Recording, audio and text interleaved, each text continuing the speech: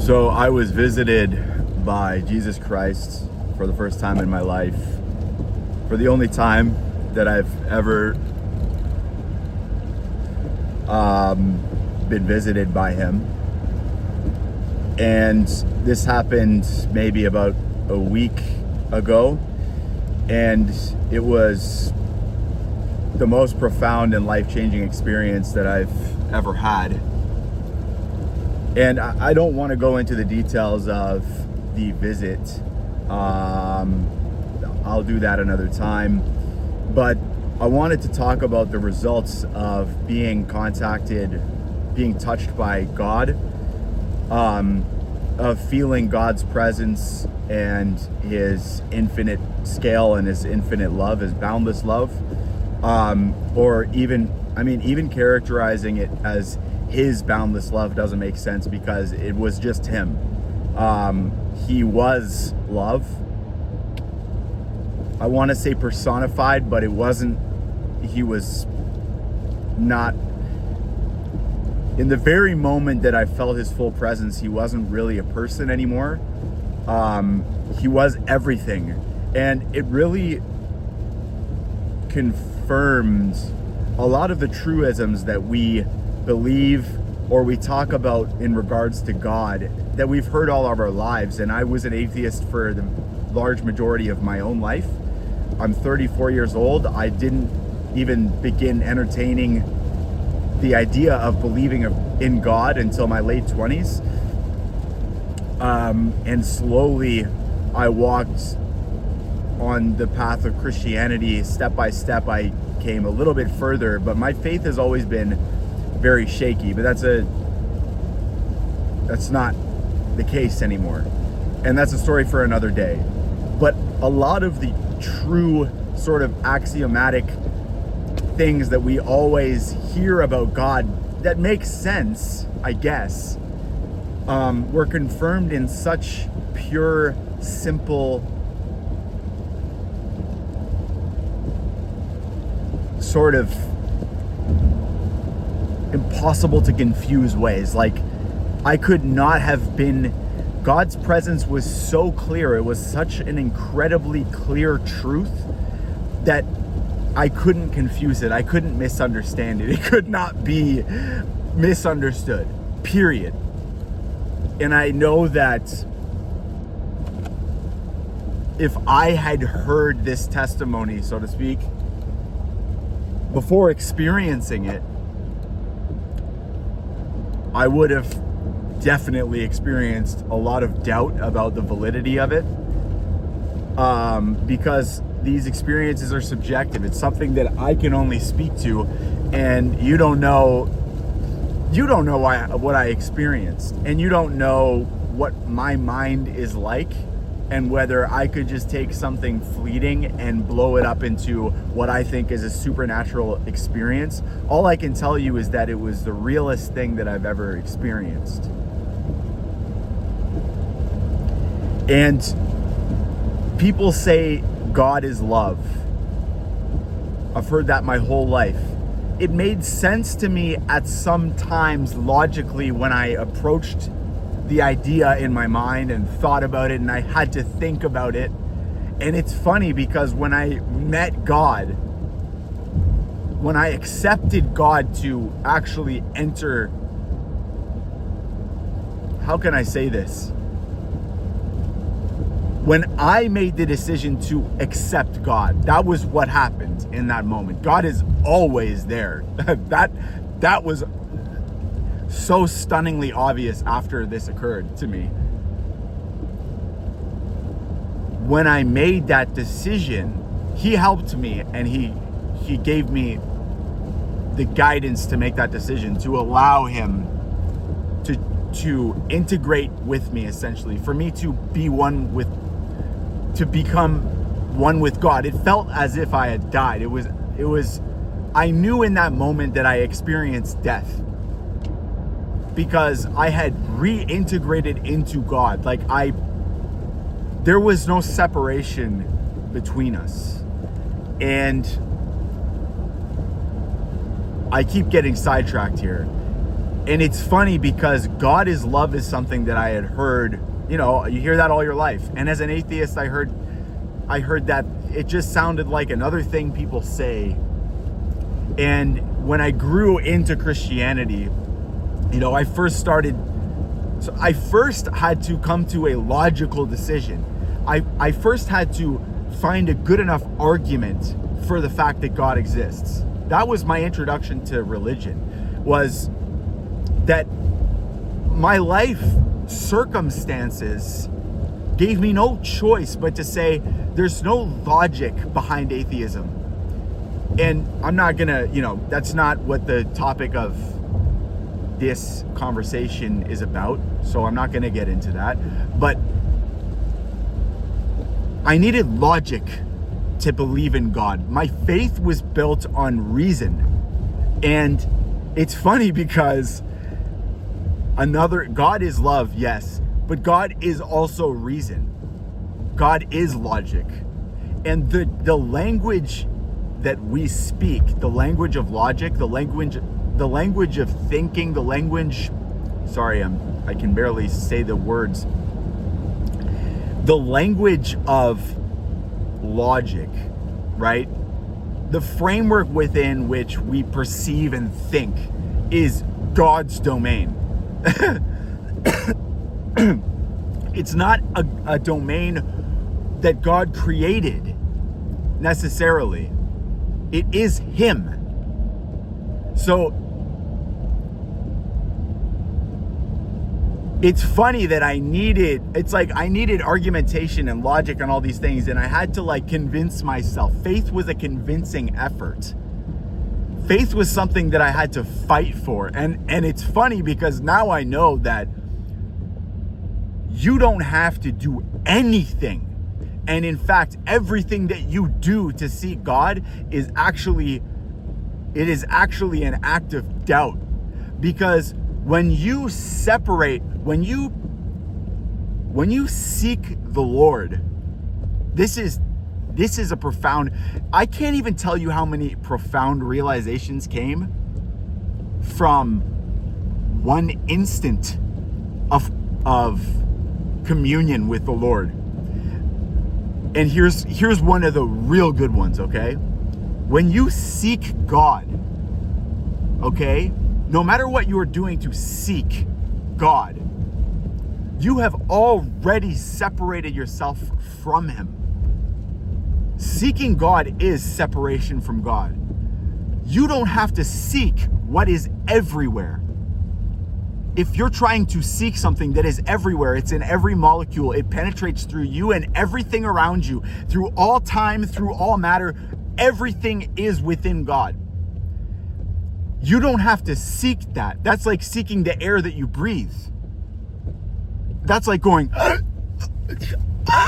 where's the air? I need air.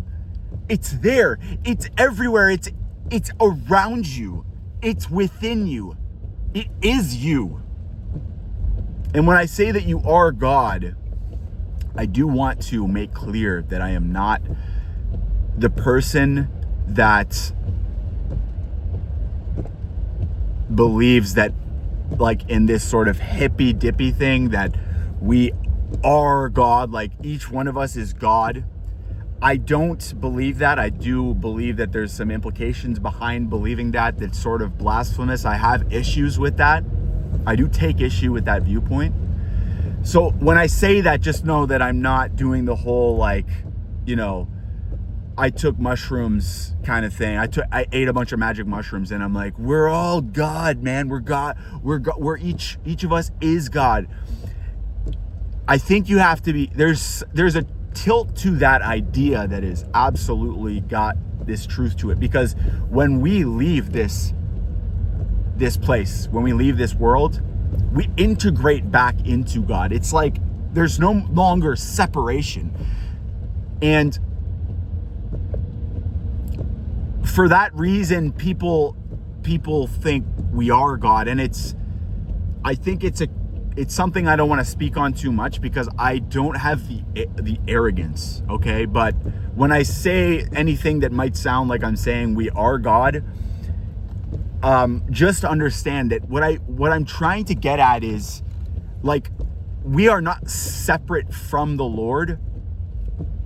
Like, our separation from the Lord is our own step away from him. It is our own foot moving away from him and stepping away from him.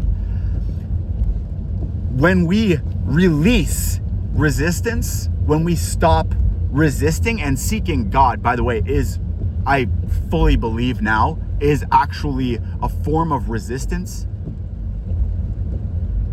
Because it is to say, I'm trying to find something that's not there. No, it's right there. It's always there. It is ever present everywhere. You can never be without God, right? So to seek God is to say, I've left him.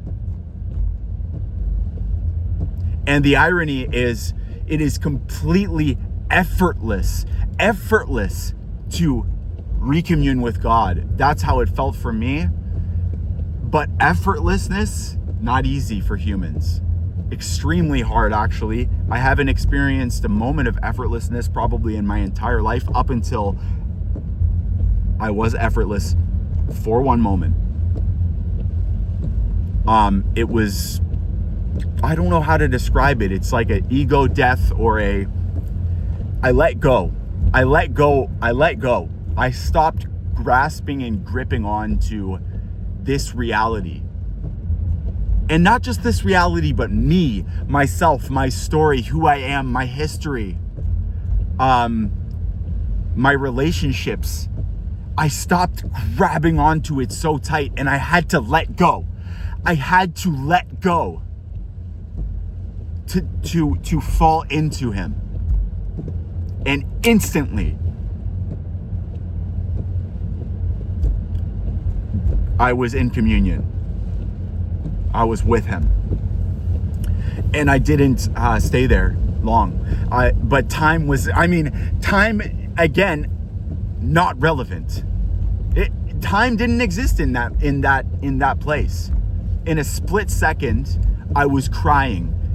I was back in this world, and I was crying, and I cried harder than I've ever cried in my entire life, by far. Perhaps I could ask my mom if when I was a baby, maybe I cried like that. I could ask my mom, did I ever cry really hard when I was a baby? Like, maybe I would have cried so hard that I couldn't breathe. Did that ever happen when I was a baby? I'll have to ask her. Because that's what happened to me. And I cried tears of joy and grief, because it was all so simple. It was always all so simple. And everything that ever separated me from God was my own. It's not like I'm saying I blame myself, and none of this was conscious. Like I said, even in my moments of desperately calling out and seeking to God, asking for God, was an act of doubt. Because if you believe that God is God, if you believe in God, the backstop behind this fabric of reality that is infinite and boundless, and created you, and is present, and is conscious. If you believe that, why would your will be relevant? Why would you lift a finger? If you believe that God loves you, you don't have to lift a finger. You don't have to do a thing. You don't have to ask him for a thing.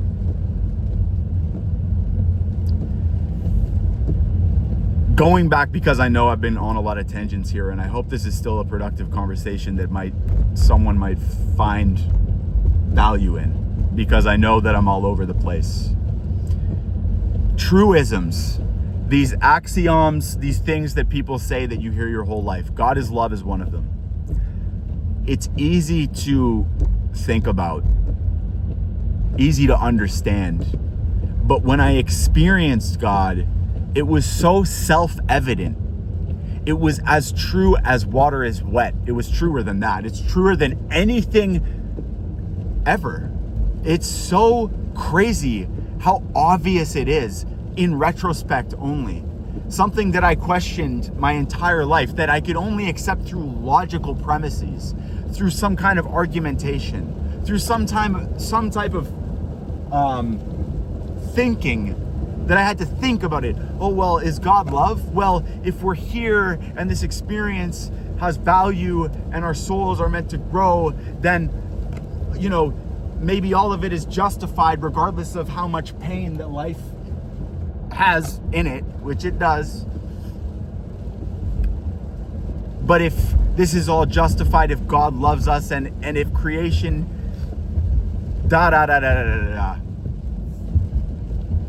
well, I don't need any arguments anymore, because I felt it, I experienced it. I was welcomed into God's presence. I was within him. I was completely integrated. And he is love. He literally is love.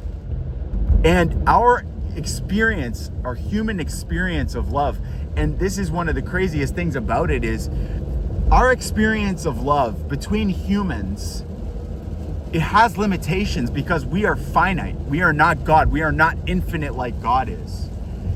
God's love is infinite, boundless. It's immeasurable. It's not just infinite, like in the sense that it fills up everything.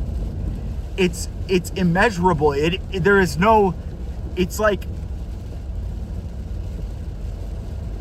okay, when someone says God's love is infinite, I think of it going on forever, right? In space and time.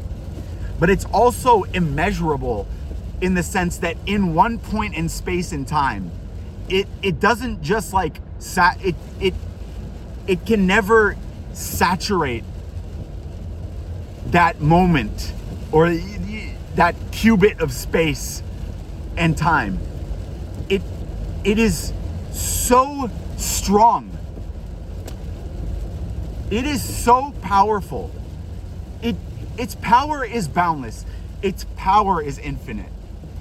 So it's spatially infinite in a sense, and its power is infinite. It has no bounds. It's like if you could add paint into a bucket. No, I'll give you something better. It's like as if you could add dye into a paint. You know how they make colored paints? They start with white, I believe, always. And then they add dye. Imagine you could add red dye to a bucket of white paint and you're mixing it, and it gets more red and more red and more red and more red. At a certain point, you reach maximum redness. You know what I mean? You saturate it. After that, you can't get more red. God's love doesn't work like that. It's as if it could just keep getting more red. It becomes beyond red, and then it becomes beyond red, and then it becomes beyond red. There is no limitation to the saturation, to the power. And it's something that now, after experiencing it, I understand that the people in this world that have come back from an experience like mine, they are the ones that told everyone, guys, God is love. No, you don't get it. God is love. No, God doesn't love you.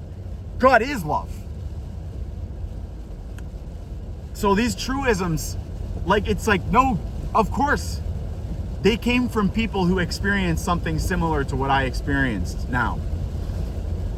Another one, God is truth. Another thing that we've heard all our lives. Absolutely something that I could not, I could never doubt that again. It's not that God created the truth of this universe. It's not that God instilled some form of logic on this universe. He created this logical system that has reason and it is ordered. No, he is that system. He is this perfect truth. He is perfect truth. He is perfect logic.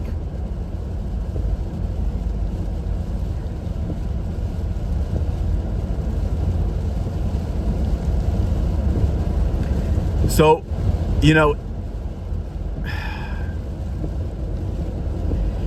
another thing that I think is really important that I talk about here that it's the biggest problem that I had with my relationship with Christ and God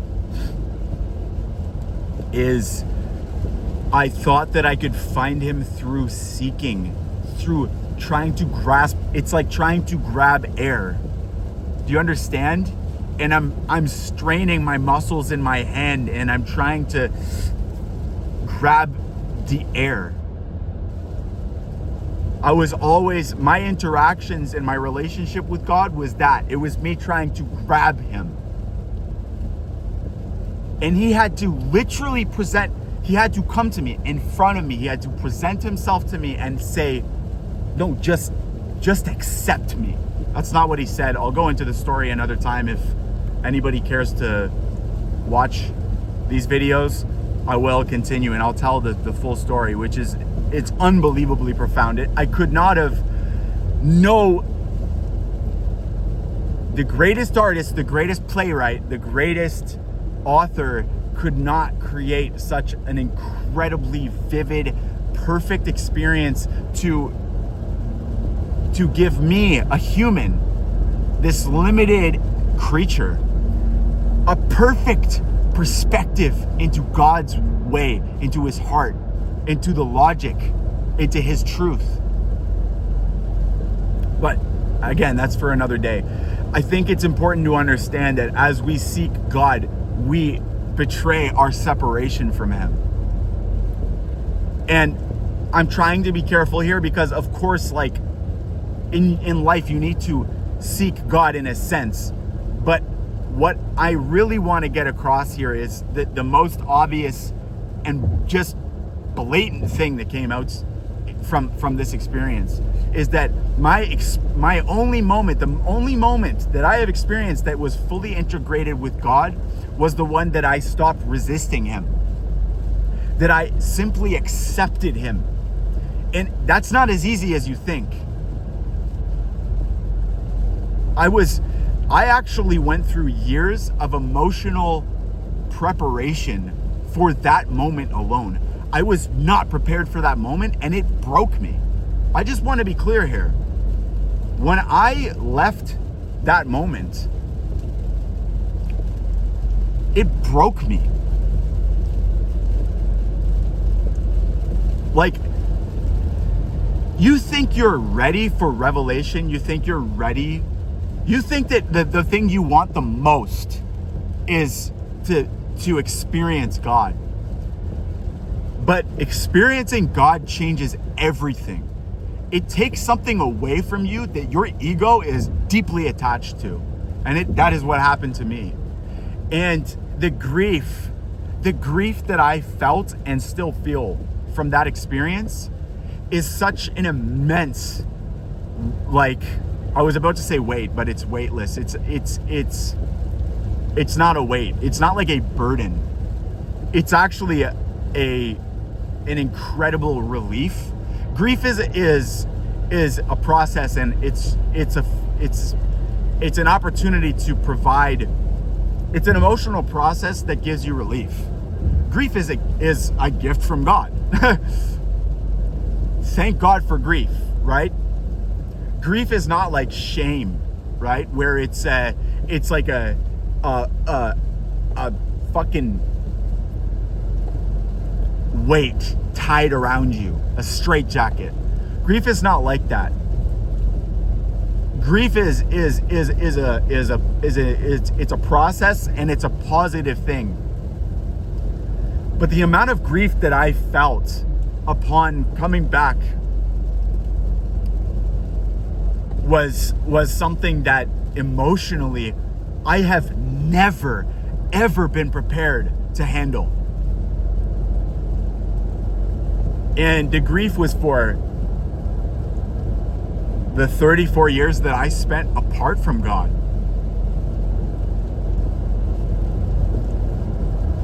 And the grief was for every bit of pain and suffering that I've experienced, and every injustice.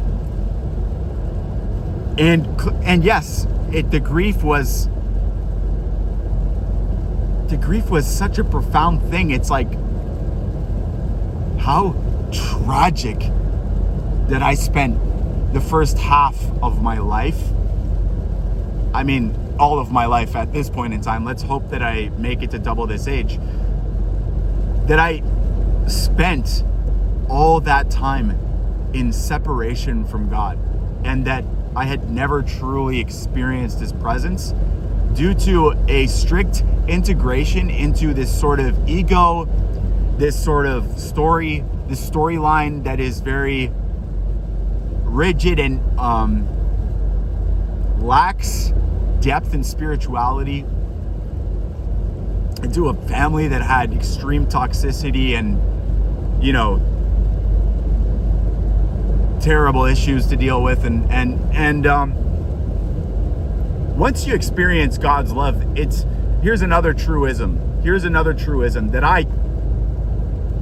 I concluded on this when I was listening to atheists argue for why God doesn't exist.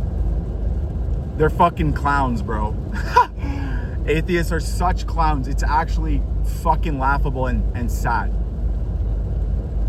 They always say the same thing. They say, if God exists, why does He allow so much suffering? And here's my counter argument to that, and it's very simple. If God exists, all suffering is justified.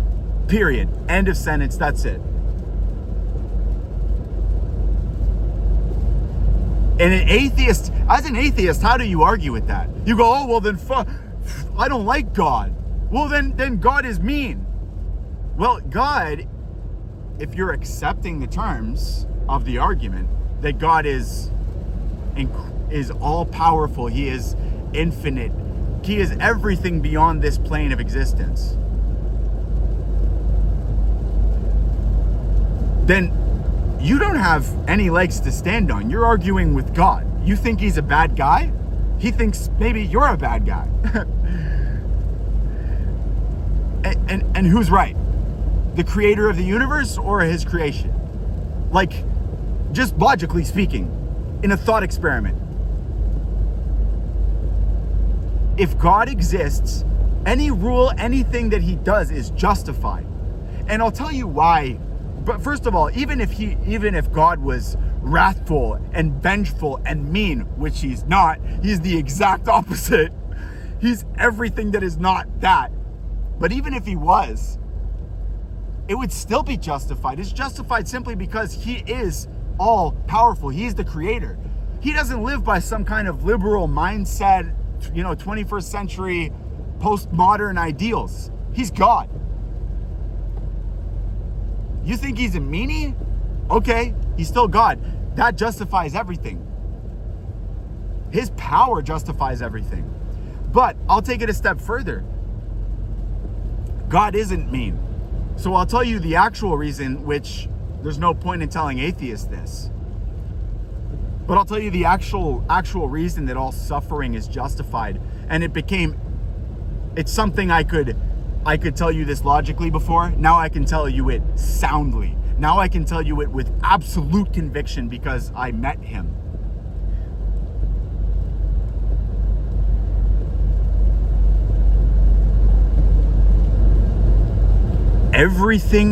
Every bit of suffering and pain and the horrendous tragedies and evil of this universe is all justified. Why? Because God is always there and He is pure love. And the moment that you leave all of this behind, you are back with Him. And your separation was justifiable for whatever reason. I guarantee you, in the instant, you gotta calm down here. In the instant that an atheist or an evil person gets back with the Lord, meets the Lord, is touched by the Lord, in that moment, they will know that every bad thing was justified, because that love is infinite. You cannot, the counterweight is immeasurable, and I'm sorry to say this. All of the evil in the world, you could multiply it by 1 billion, trillion, billion, million, trillion, just keep going. Multiply it by the amount of ways that you can shuffle a deck of cards. What is it, 10 to the power of 52? 52 to the power, I don't know.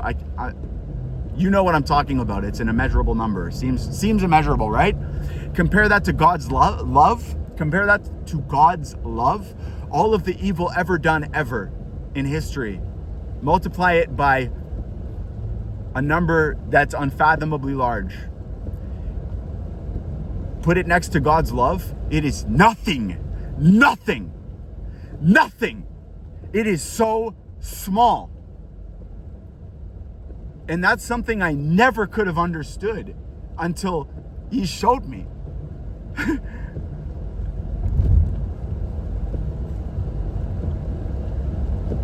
And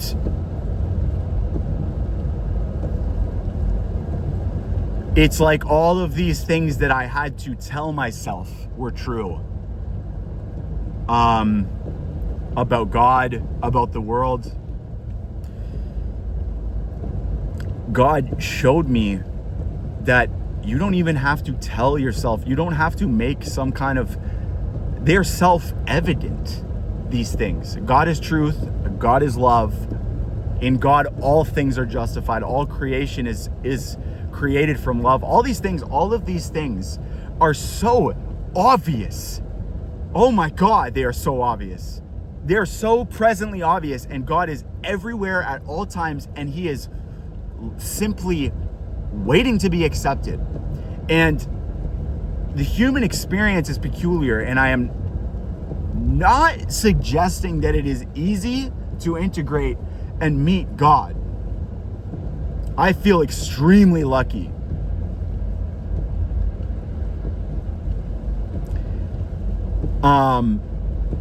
This is the type of thing that if it happens once to you in your life, you're extremely lucky. I'm extremely lucky. But my point here is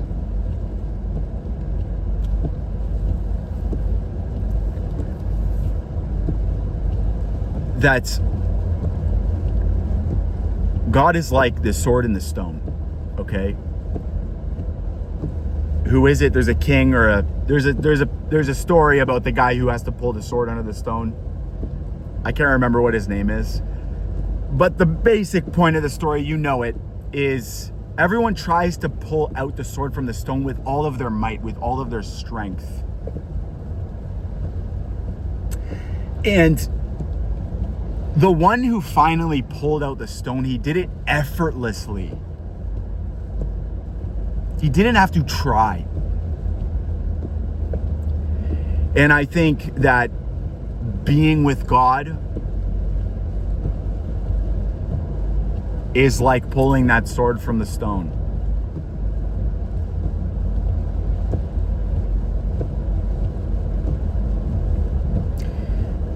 This has given me a completely new perspective on reality. It is now self-evident to me also that we are constantly seeking things and pursuing things that we're not even conscious of. All of your dreams, everything that you want in life, you're chasing after it. But if you believed in God truly, you wouldn't have to move. You wouldn't have to lift a finger.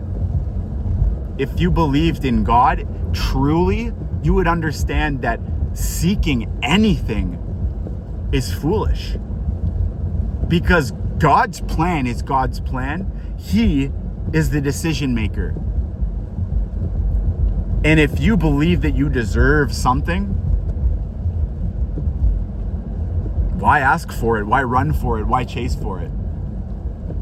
If you believed in God's power, you would understand that if it's granted, it's done. It's done. It's yours. And if it's not, it's not. And it's not your choice. And that's a beautiful thing. Anyways, I'm getting close to where I'm going now. And if you liked this video, if you liked my story, maybe I'll continue and talk more on these topics. I would love to.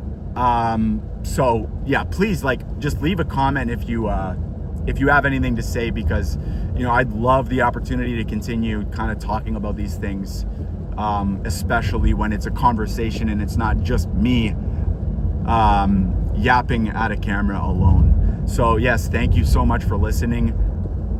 Love you. I love you. Bye.